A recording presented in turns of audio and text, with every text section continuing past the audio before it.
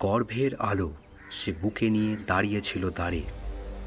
পৈশাচিক সমাজ ঠেলে দিল বাইরে, অন্ধকার ঢেকে আড়ালে।